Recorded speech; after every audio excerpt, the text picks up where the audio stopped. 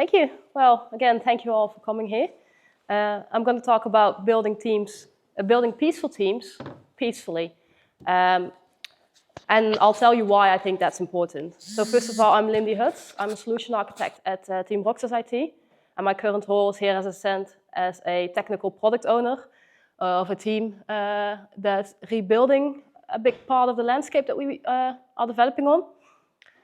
And I want to tell you about a story. So a couple of months ago, I was in this meeting.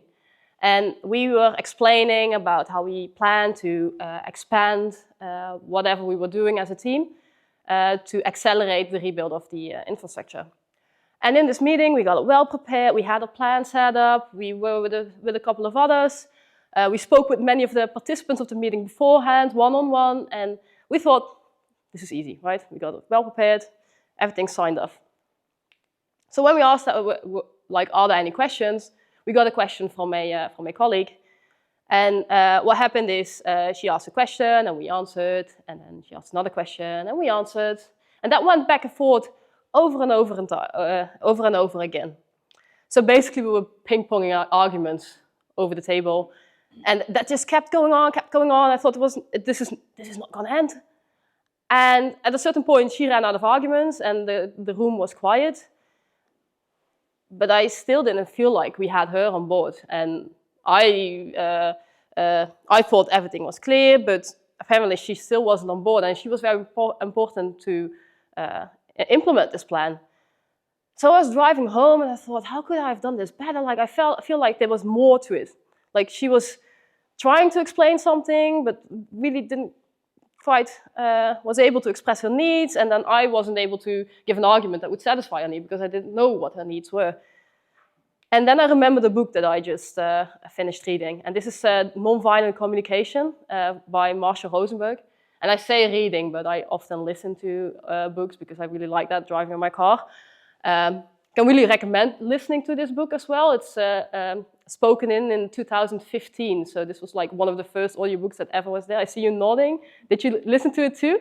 This is like every chapter starts with, this is the beginning of chapter 2, and then chapter 2 happens, and then he says, this is the ending of chapter 2. Now starts the beginning of chapter 3. But it's like this very, very calm and low masculine voice that will tell you what's happened. Really nice to hear.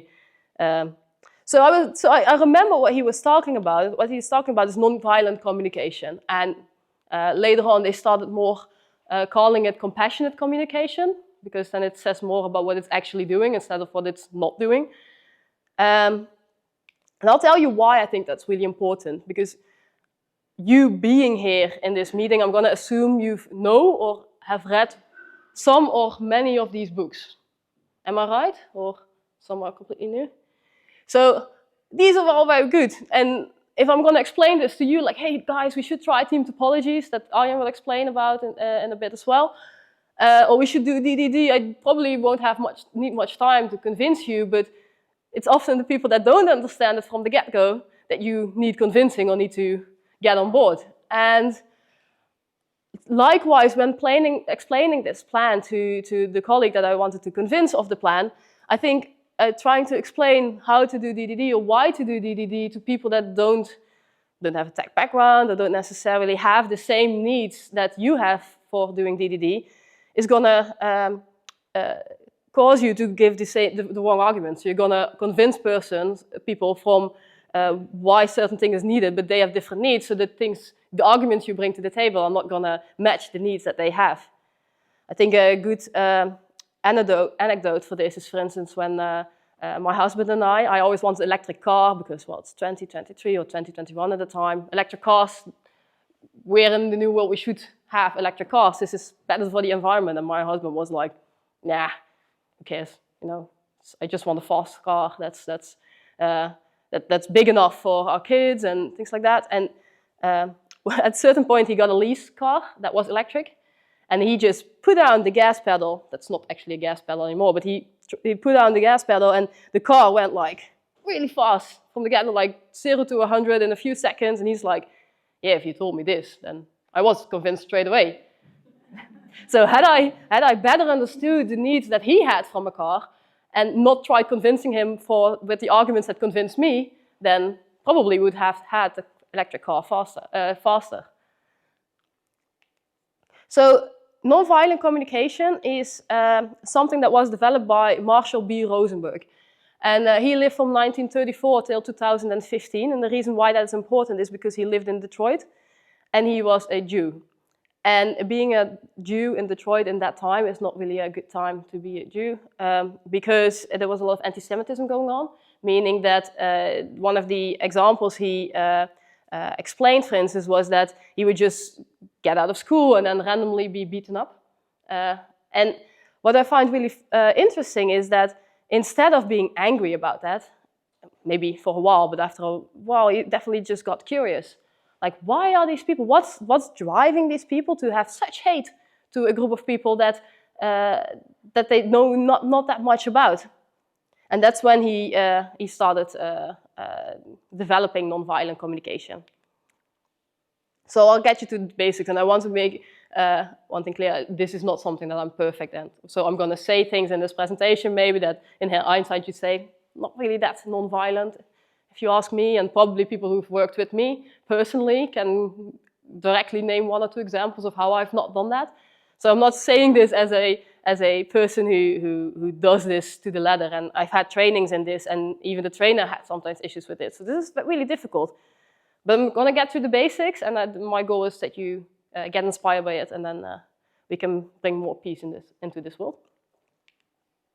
So the basics are, you start with observations, then go to feelings, needs, and requests. So, for instance, you could say something like, when I see you, when I hear you commenting on my clothes, that makes me feel sad because I have a need to be respected regardless of the clothes that I'm wearing. Could you please keep the comments on my clothing to yourself?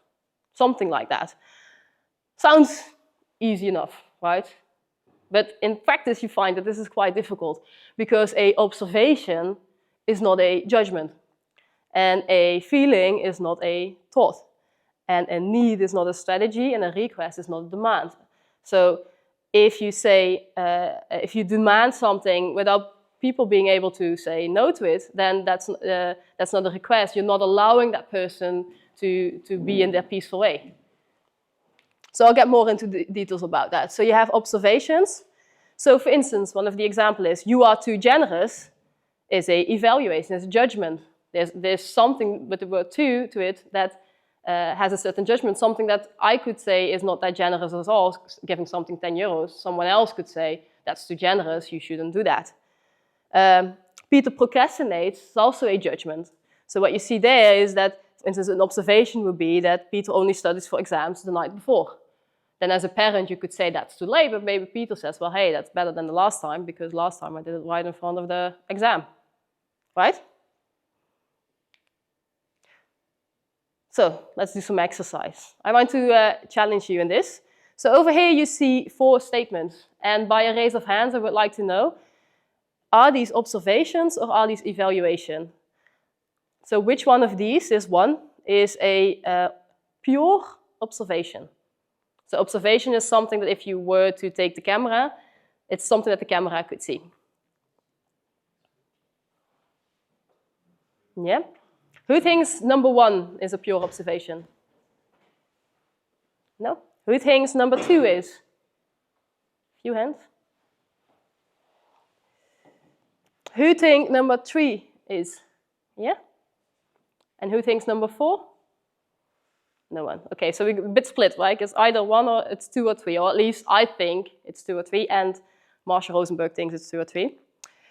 This is an example from the book. It's actually one that he also says in the book. And what he says really nicely is, if you also said 2, then we are in agreement. It's not good, it's not bad, but if you say 2, we're in agreement, and if you say 3, we are not. So the reason why he says 2 is because that's either the camera could say or could record by voice that Sam asked for opinion or he did not. When you say, my son often doesn't brush his teeth, there's a small judgment in the often part. Because what's often? For me, it's once a week. maybe hopefully not. For someone else, it's once a day, and for someone else, it's 2 times a day. So there's like this. This is what makes this really difficult, right? It's often these words that without much thought are being put into your sentence, and then it turns into an observation, and especially the person hearing that will hear that word. So next up was feeling, and later on we'll put it all together. So next up is feeling, and I figured out there are a lot of feelings to be felt. And oftentimes we overthink this, and oftentimes you have feelings, you express feelings without actually feeling things. So examples are words like in English, or so I feel that like you should have done better. It says the words feel, but there's not feel in it. Or if pronouns, so I feel I am constantly in a call. It's not really a feeling. Like you could be frustrated that you're constantly in a car, but you're not actually feeling if you're saying I feel like I'm constantly in a car. So again, a little exercise. One of these is a feeling, and one of it is not. So I'll give you some time to read them, or at least I think they're not. Who thinks that 1 is an actual feeling? Who thinks that 2 is? Who thinks that 3 is? No. And who thinks that 4 is? Yeah? Yeah, so if you said 2, then we're in agreement. So what we say, I think you agree with the first one, I feel like you don't love me, is like what they call in Dutch a quasi-feeling, quasi-gevoel. I think quasi is the English word as well. So it's not really a feeling. I'm sad, that's objectively a feeling, you're sad or you're angry. I feel like hitting you, it's not actually a feeling because it's a feel like. It's probably you're angry, that might be a feeling, but it's not like a feeling that you are hitting someone. It's not an objective feeling. And the fourth one, I'm wordless, is more judgment towards yourself. And that's not per se a feeling towards you. So maybe you feel sad because you think you're wordless, but you're not feeling maybe wordless. People agree, or does that make sense?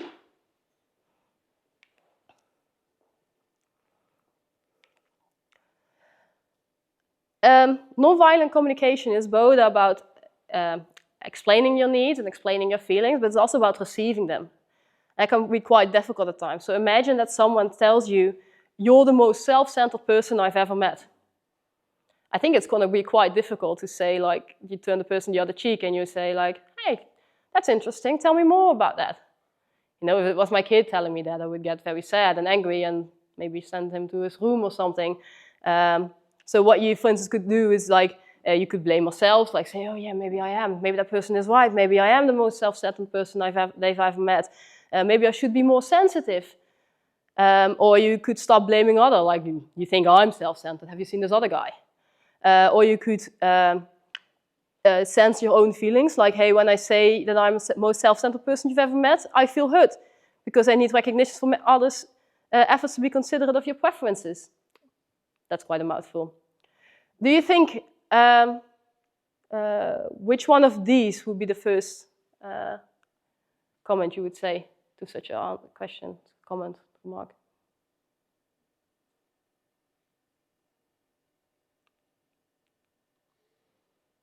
Would you be more inclined to be curious, or would you be more inclined to shut down? Shut down. Yeah? Yeah, I think naturally most people have that indeed. And non-violent communication is a way of improving that and to more look into, like, what is that person driving? So, for instance, if someone says to you, you're the most self-centered person that you've ever met, you could think, I should have been more sensitive, but maybe that's not at all what that other person meant. Maybe that person just said, like, hey, you spend a lot of time on yourself, or maybe you look a lot in the mirror. Could you please do that less? So that's really interesting, because you could have maybe started fixing things that didn't need fixing in the first place.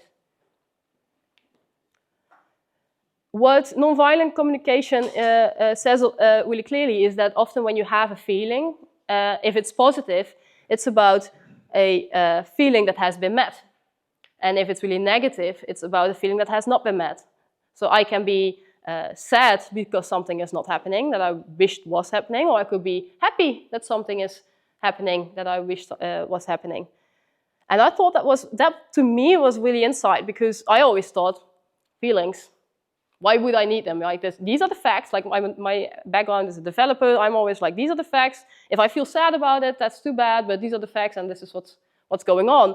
And reading this book made me realize that actually those feelings I have, they're saying something to me, right? If I'm feeling sad, that I can't intellectualize why I should be feeling sad, that's fine. I can still feel sad about that, and it can make absolutely no sense. But I can also start investigating, like, what's the need behind that? For instance, there was one time a couple of weeks back where I was really sad about it. I couldn't intellectualize why it was, or I thought it was, what I intellectualized was that I was really angry about something. Like this person said that to me and now I'm angry.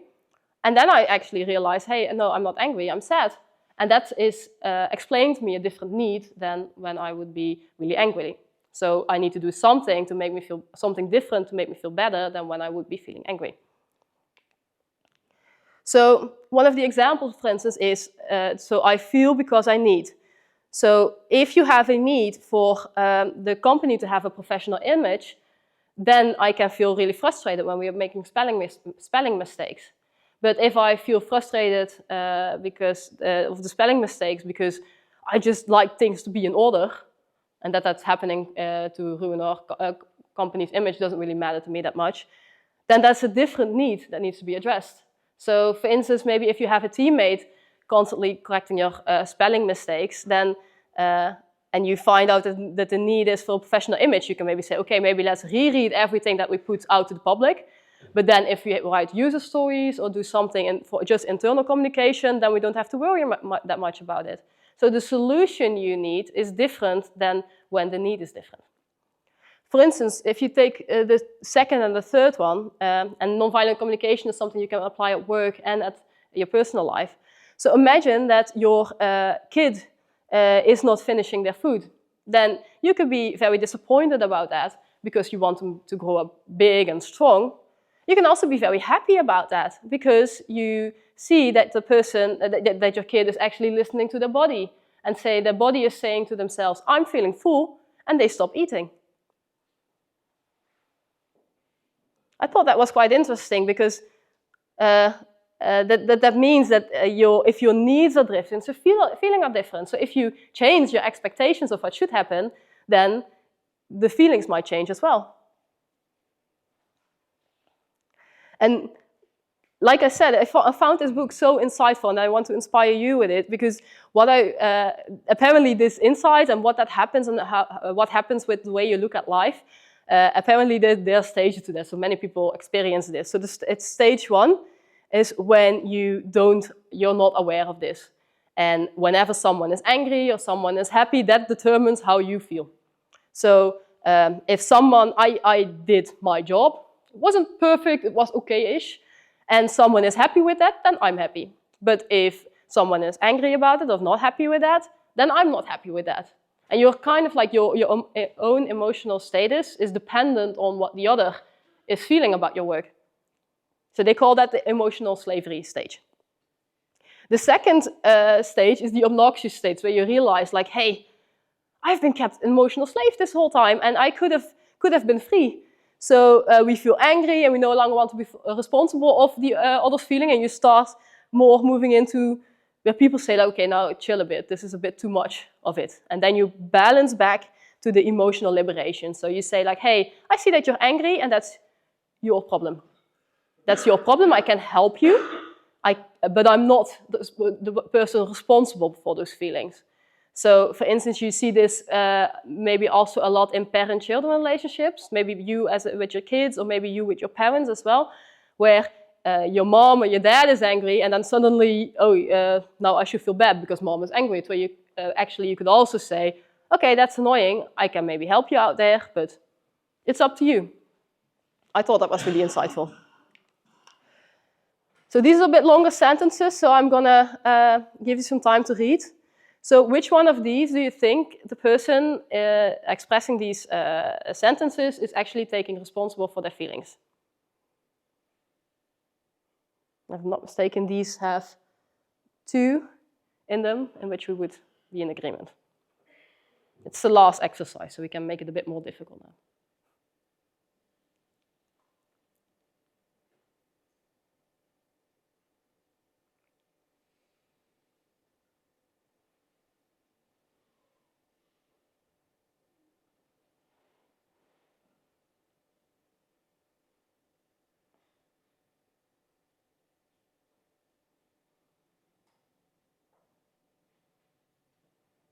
Yeah, you've taken 2 in mind?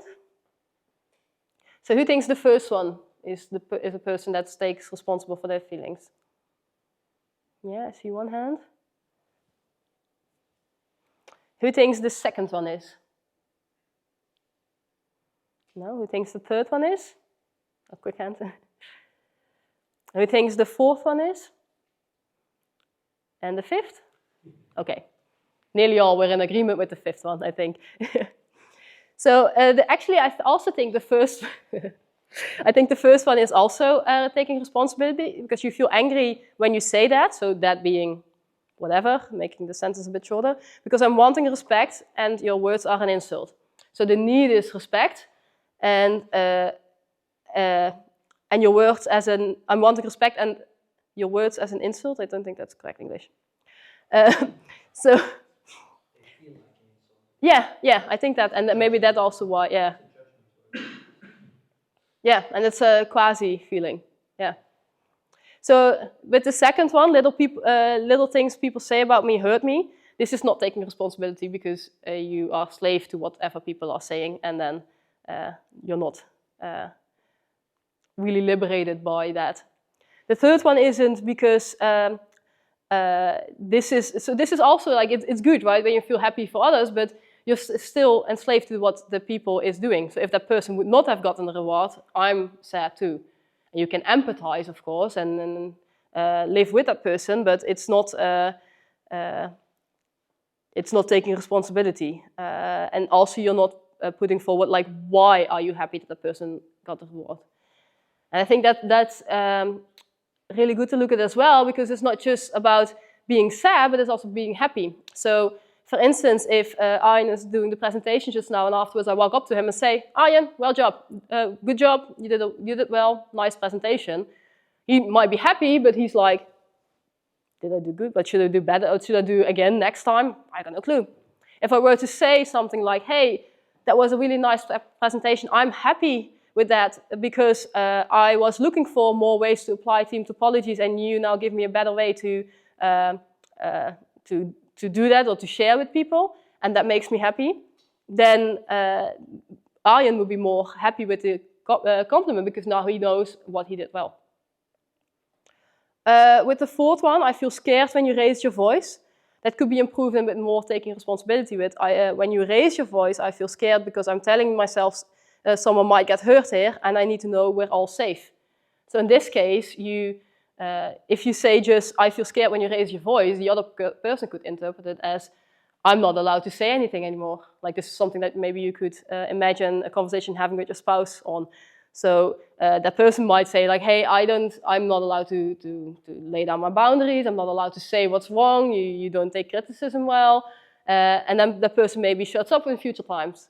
Well, if you take the second one, you actually give the room for that other person to express their needs, but you just ask if we can do it in a more calm way, so that I feel safe. And the fifth one, I think we all were in agreement for that. I'm grateful when you offered me a ride, because I had needs to get home before my children arrive. So now this person actually knows what they contributed to your life. Last part of nonviolent communication is that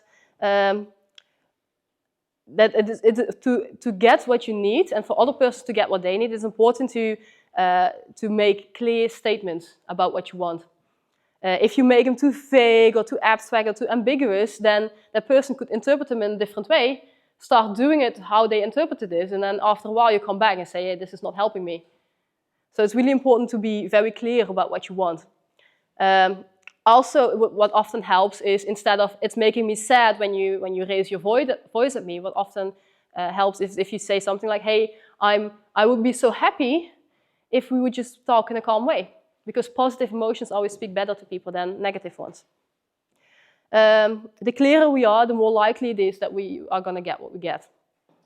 And requests are not demands. So there should be no blame afterwards. It should not be like, okay, I do what you want, but next time when you want something of me, I'm not going to do. And also not put them with punishment. So if you, as a parent, start punishing your person if they don't do what you want, then you're not making a request, you're making a demand. And it's also important, lastly, to make sure that you fulfill everyone's needs, not just yours and also not theirs. So what I started doing when I learned about this is that I started more understanding like what are their needs, and then solving that, and then that person is happy, and then I'm happy. But then I'm actually being enslaved to their emotional state, so I'm trying to make them happy, that will make me happy, and then the whole world is happy. And my husband really liked that, because then, of course, all that I did made him happy, and then he had a happy life.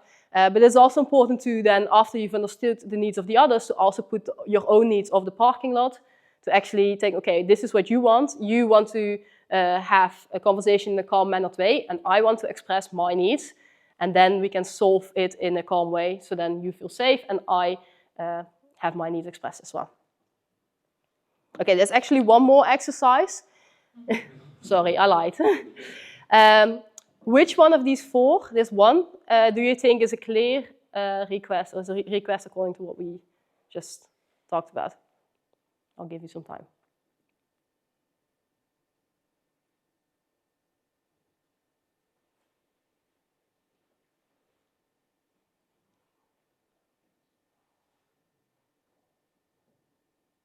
Yeah, who thinks one is? Who thinks two? Who thinks three? Who thinks four? Yeah. So if you chose two, then we are in agreement. Points to some people. If we say two, then we are in agreement. If it's one, I think not many people chose that. We are not in agreement because it's not clear. Like I can say, I want you to understand me, and you say, okay, I understand you. Okay, we walk away, but maybe we have completely different understandings. So what you could, for instance, say instead is, I want you to tell me what you heard me say, or say maybe even better, like, I find it very important. It's important to me that that I'm understood correctly, because I have a need to be understood correctly. Could you repeat what you heard me say so that I can make sure that we are on the same page on this? If you say three, then we are not in agreement because it's not a request, it's a demand. It's a demand. So what you, for instance, could say is, I want you to tell me what needs of yours are met by drinking, and to discuss with me other ways of meeting those needs. So then you're empathizing with, because there's probably a reason why someone is drinking, right? So you're empathizing with that need, and then try to fulfill that in a more reasonable way. So then you're actually can actually better help that person than just say, stop drinking. If you chose the fourth one, I like to get to know you better, that's also quite vague. Like, what's better? I can tell you what color my bike is, and then you know me better, but it's not really going to fulfill each other's needs, I think. So what you could, for instance, say more specifically is, I'd like you to tell me if you would be willing to meet for lunch once a week. And then we can, that's actually clear, like, what does meeting someone, knowing someone better actually mean to that person. So to get back to the example, is how did I solve the ping pong, going back and forth arguments over the table? So after I did I wrote back in my car, and I got back to this, I thought, wait, let's have a meeting with the person one-on-one. So that's what I did. I met with her, I invited her for a one-on-one and coffee, and I actually tried applying nonviolent communication. I'm still a noob, so it took a couple of times. What turned out is, afterwards, it turned out that actually there were promises made to her that weren't fulfilled. And she would first, and I could not fix that. I wasn't the one making those promises, but I can understand, I can empathize with her feeling let down, or with her feeling sad about that. So that's what I did. I said, hey, that sounds really frustrating to me. I think I can imagine you're really frustrated. about promises being made and then not being fulfilled. And she said, yeah, I feel indeed frustrated. And then without actually solving that, the power of empathy already made her calm down and let down her wall. And then afterwards, she was actually on board with the plan. So I was really happy with that. And this is a success story. And there are many other stories where I failed. So this is just me learning this. So the key takeaways. So this is nonviolent communication in the one page. So there's a bit more to it than I explained today. It's a whole book. But if you want to explain in your company things like team topologies and DDD and all these other cool and awesome stuff you read about in your company, then nonviolent communication can be a way of making sure that your plans fulfill your needs and you're aware of the needs of others that you can fulfill with those plans as well. Thank you very much.